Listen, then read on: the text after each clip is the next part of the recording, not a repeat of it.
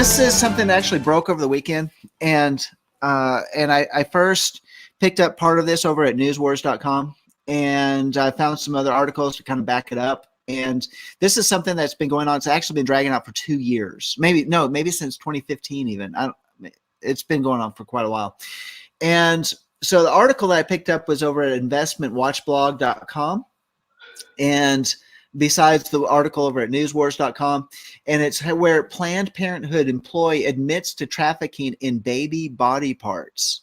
And I thought this was really serious thing that's going on. I wanted to put it on the table, so we're going to take off our funny hats and put on our serious thinking, because we really need to know what's actually going on in the abortion industry. Some of you may be aware of this, but this has actually come out in the court. They actually have statements made before the court. So these are legal statements that have been put out there. They have admitted in the court of what they're actually doing, what Planned Parenthood is doing, and in the abortion industry. And this involves a gentleman and another lady. I'll have her name in a minute. His name is David DeLayden. And there was a preliminary hearing for pro-life activist David DeLayden that kicked off on Tuesday morning in the San Francisco Superior Court with testimony from an abortion technician, a third trimester abortionist, and a vice president of the National Abortion Federation, who testified she doesn't know what a human tissue procurement company is or does. Well, I think she's lying through her teeth on that, and I think that's coming out in the court. So what's happening is that the National Abortion Federation, she did testify that she recognized a company by the name of STEM Express. Remember that name, STEM Express. It is a human tissue procurement lab exposed in DeLayden's undercover videos that is now under federal investigation as a repeat vendor of her for-profit organization. So it's her for-profit organization, and she says she doesn't know anything about it. So the NAF is a third-party abortion trade group, and the 9-day hearing is the first time Planned Parenthood leaders and affiliates have publicly gathered and testified in court since DeLayden Center for Medical Progress published 11 undercover videos featuring Planned Parenthood leaders discussing, and in some videos displaying, the harvesting and selling of aborted fetal organs and tissues. DeLayden and his colleague Sandra Merritt face 14 criminal felony accounts of eavesdropping and 1 count of conspiracy. The case marks the first time charges of eavesdropping have ever been made in California. During this hearing, the judge will determine if there is a probable cause DeLayden and Merritt committed a crime, and if so, will schedule a date for trial. Separately, the hearing for the civil case against DeLayden and Merritt will be held September 30th. So not only are they being charged criminally, they are being sued. Okay, but that doesn't make sense. The crime is the selling of the tissue, but they're going after them, but not the. So I mean, it's even more than this. Not the babies. That tissue's wrong. Okay, so going on about this is that it has not been made public until they actually had these videos and they actually put it on YouTube and they got the word out that it had not been made public. But now with court testimony, these things are actually being made known. So now these are being set before the court. So it is part of public record. It can't be say, oh, that's just a conspiracy. That's just they're just making this up, or they just, they kind of set it up to get these people to talk. No, this is now set as testimony before the court. What happened here is, I think you need to read that up there. Go. Planned Parenthood abortion providers appeared under oath in court today and admitted supplying the body parts of children in the womb for the profit brokers. Like STEM Express, DeLayden said Tuesday. Meanwhile, the vice president of the National Abortion Federation denied any knowledge of the gruesome trafficking of fetal body parts, despite hosting STEM Express as a major vendor at the trade shows. Yeah, they have abortion industry trade shows. The first day of testimony confirmed that we have been saying all along, this is a biased attack on the First Amendment civil rights and a political prosecution to shield Planned Parenthood from accountability for their crimes against women and children. So let me break it down what's going on here. What they have come out and they have testified before the court is that in the Planned Parenthood, they're bringing these women in and they say, we're going to do a certain procedure. But in the middle of that, they actually they'll do a different procedure without the consent of the woman. So part of it is they'll take this baby and they, instead of bringing the baby out with the head first, that's where they do the partial birth abortions, where they'll stick in the instrument and they'll suck out the brain, collapse the skull. They tear the baby apart. And there's other parts where they'll tear the baby apart. But what they want to do is they want to preserve the organs of the baby as well as the tissue as much as they can. I know it's gruesome. This is very gruesome. But instead they'll actually go in and they'll turn the baby to make it breached and bring the baby out so that they can preserve the head, so that they can have what they call like a cranial preservation of the baby, because there's certain dollar amounts that are put on the parts of the baby, and they can make up to $300,000 to $400,000 on these babies. And if they can deliver the baby live without the mother's knowledge, they will actually take the baby, they'll resuscitate the baby. They'll go and they'll put it in a different part to preserve that baby who is alive. This is coming out in the court testimony, and this is what's come out in these hearings.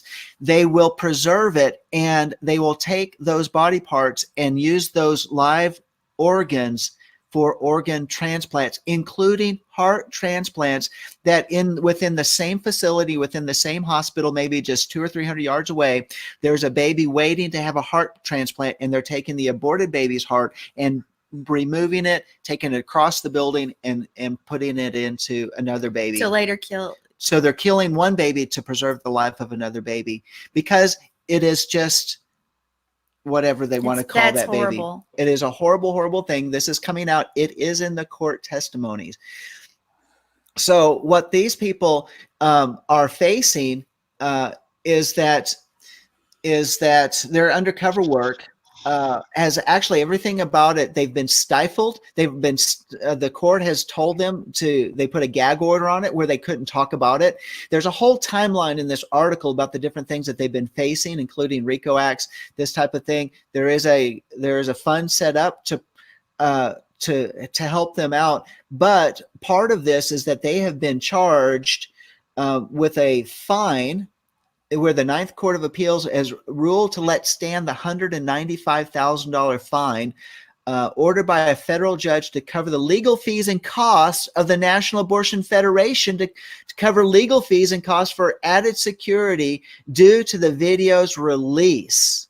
Because of this, because the truth is coming out, now they're afraid that they need to protect themselves, have more security. So they've had extended costs. The court is making these whistleblowers pay the fee, and the Ninth Circuit Court has held that up. There's some other things that are going on. You can follow up on that article over there at what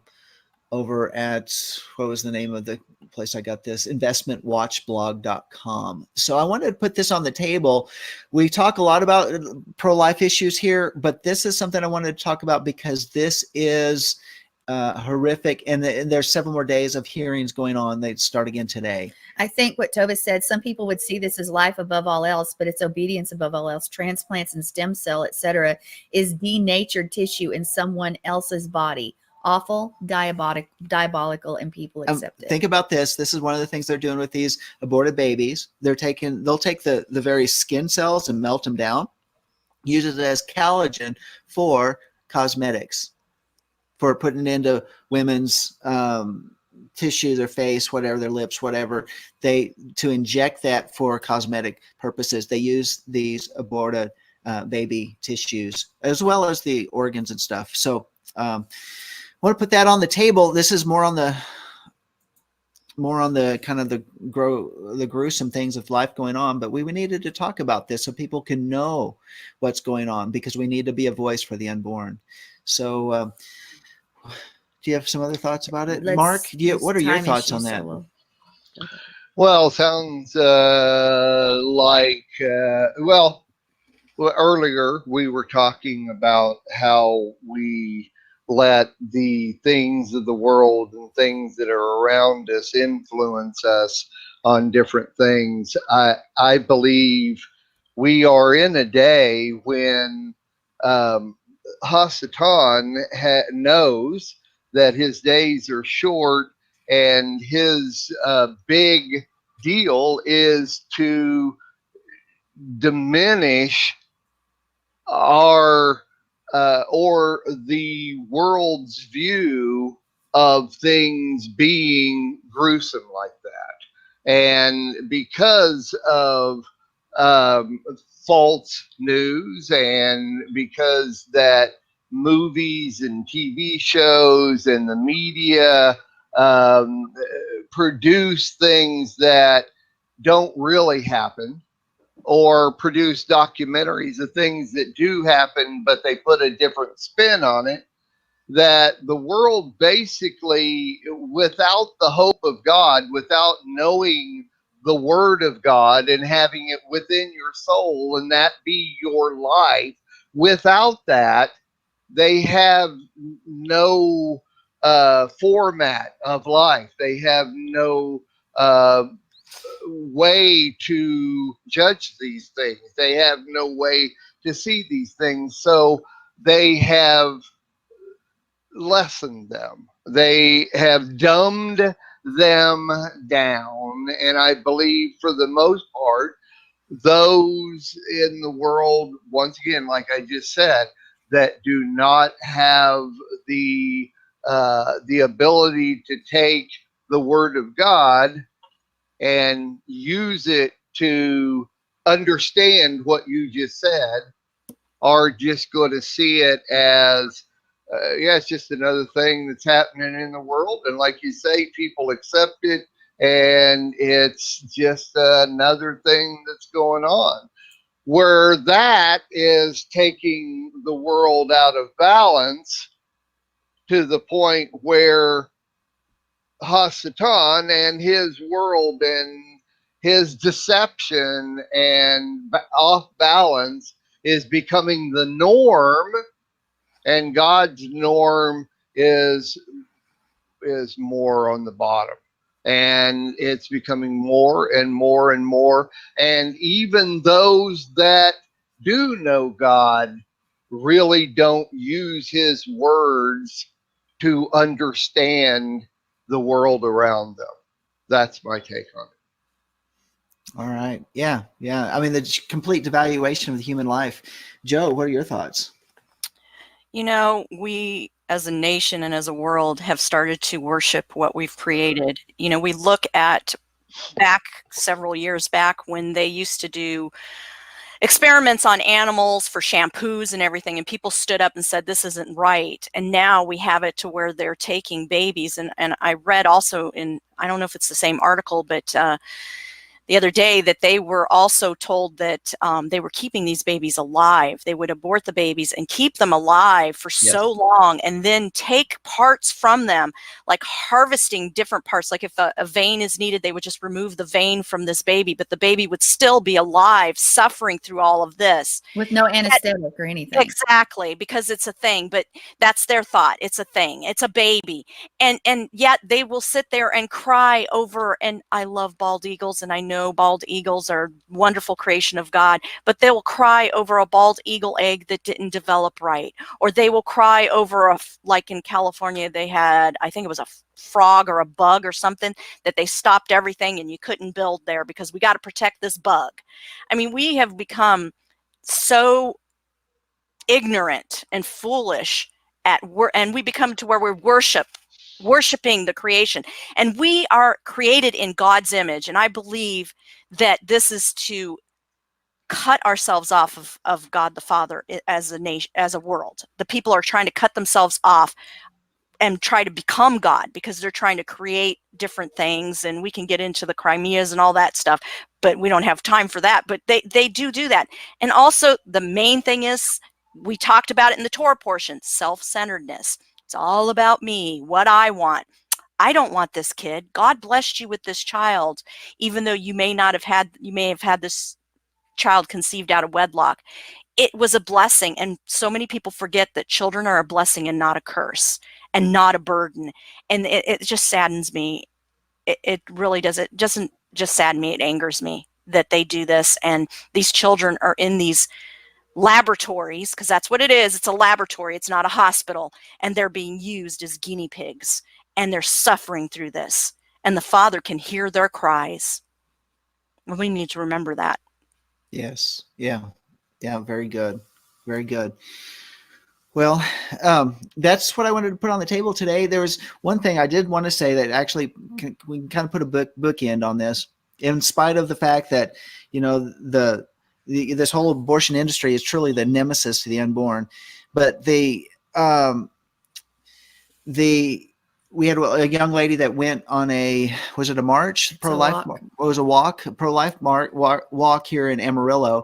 And she talked about how 80 to 90% of those people that go into the crisis pregnancy center actually do not abort their babies.